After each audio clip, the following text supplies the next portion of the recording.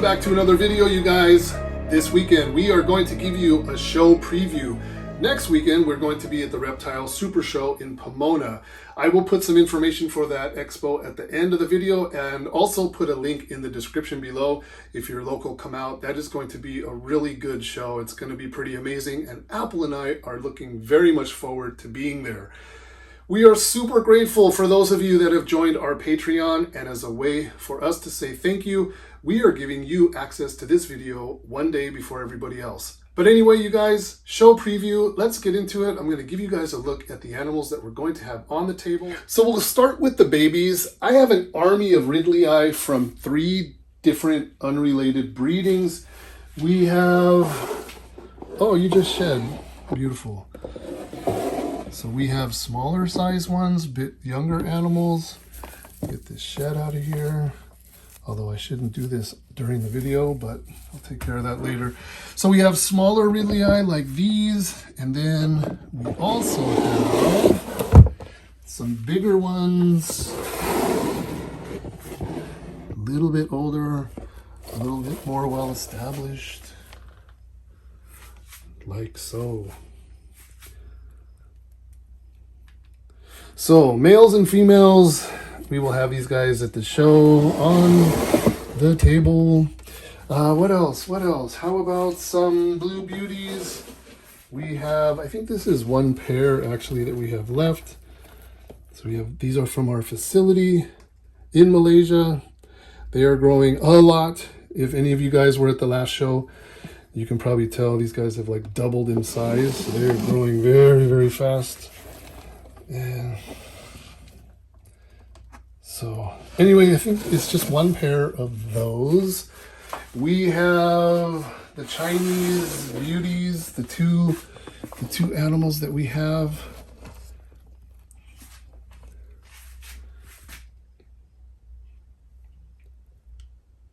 And these are from the calico and albino breeding. So these are hets for all of that stuff. So these guys are going to make some really interesting offspring down the road, and if nobody buys them, I'm just going to keep them as well because all I have to offer are surplus females. So that's actually pretty cool.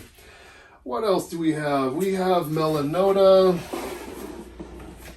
These guys all ate yesterday on frozen thawed, but they are also getting big. Let go of your moss. So we have like nine of these, I think. 9 or 10, I'm not sure. So we will be feeding these guys one more time before the show. Make sure everybody continues to be consistent.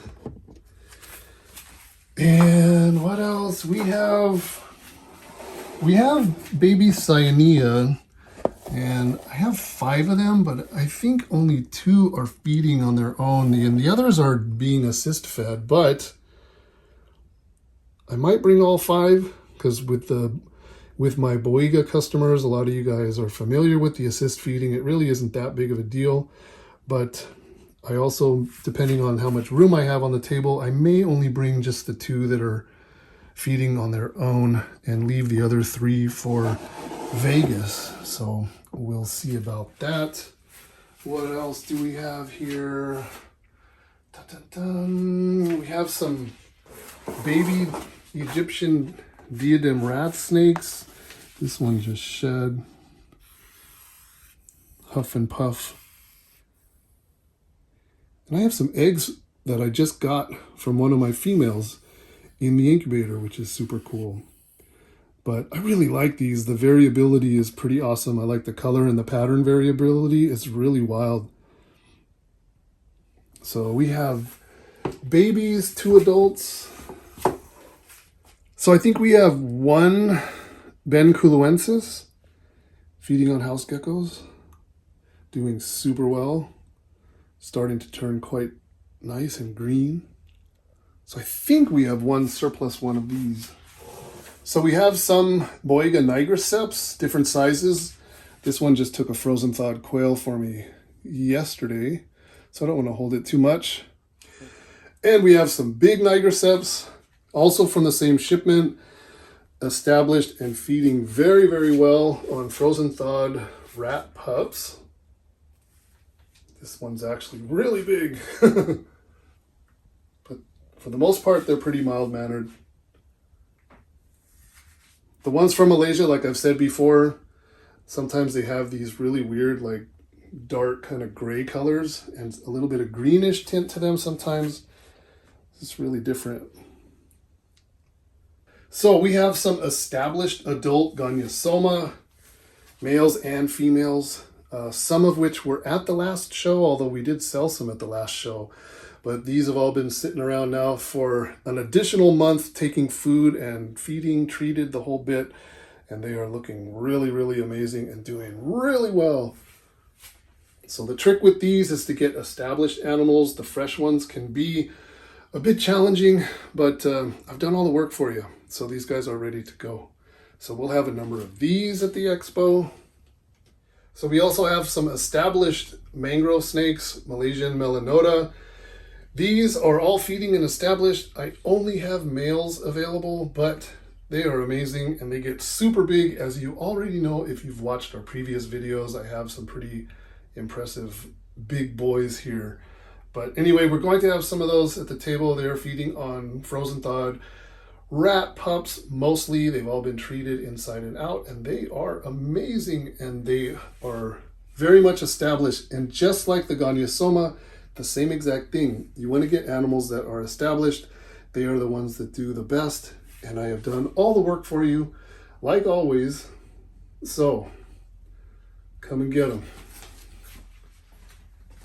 I have 2 adult female Pitayas mucosa, fully established, treated inside and out. They are feeding on frozen thawed rat pups and pretty much anything that I put in there. But it is very difficult sometimes to come up with females. And I have 2 big girls and they will be at the show, but they really don't like being on display and I don't like to put my animals through a lot of stress. So if you're interested and you don't see them on the table, ask me about them because they're probably going to be underneath the table. I just don't want them striking at everything and just kind of going nuts. So that's what happened at the last show. So maybe things will be a little bit different and I'll be able to actually have these guys on display. We'll see. But 2 females, you guys. So I think that's about it, you guys. We do have a pair of dragon snakes. I've already taken a deposit and I believe they're going to be picked up at the show. So you may get a chance to actually see them, but it just depends on when my customer comes to pick those up. I want to show you something else, you guys. I have this shed here. This is from a boiga. And this is I'm going to feature the animal that gave me this shed in a future video. So I'm not going to tell you what it is, just going to tease it, but that's a big boiga, right? Always surprises here at DM Exotics. All right, let's go inside the house. I want to show you guys some books and then we're going to wrap this video.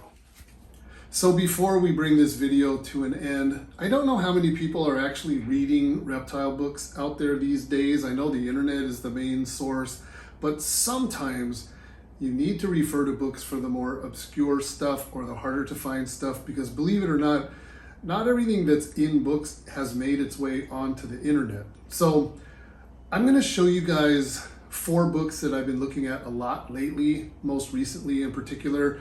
The books are very good. They all serve a different purpose. And sometimes people are asking me what books do I recommend. So the first one is A Guide to the Snakes of Papua New Guinea by Mark O'Shea. So this is an older book, but it is still very, very much relevant. It's an amazing book. It has lots of pictures and diagrams and lots of different locality information. And I just kind of breeze through it when I need to do some research about some more obscure stuff. So this, if you can find it, is a very, very good book to have. Also, my book recommendation would not be complete without the Barker's book, Pythons of the World, Volume 3. This book is amazing. It is probably the more recent of the 4 books that I'm going to show you. Fantastic photos, very accurate. The maps are pretty accurate and just really, really good information. It is an amazing book. I highly recommend this one. And I'm not getting anything for recommending these books either, you guys. And then two books that I have been looking at a lot lately in relation to our last trip, The Snakes of Sulawesi and The Snakes of Maluku. And so these books have some very, very obscure animals in them, some animals that I'm aware of that I wanted to learn a little bit more about, try to get some further locality data, maybe where I can find some of these animals and just get some more information. So I've been looking at these books a lot lately, and these two books combined with these two books covers the whole region of the world that I'm super interested in, that we travel to all the time. So I managed to find all four of these books on Amazon. I have found that eBay can get a little bit expensive with books because people price their books sometimes really, really high. And a lot of times when I go by comparison onto Amazon and I find the same books, I can find them a lot cheaper. And you can also find secondhand, used, paperback, hardback, all that kind of stuff. So I managed to find all four of these books on Amazon. Sorry, buddy, didn't mean to scare you.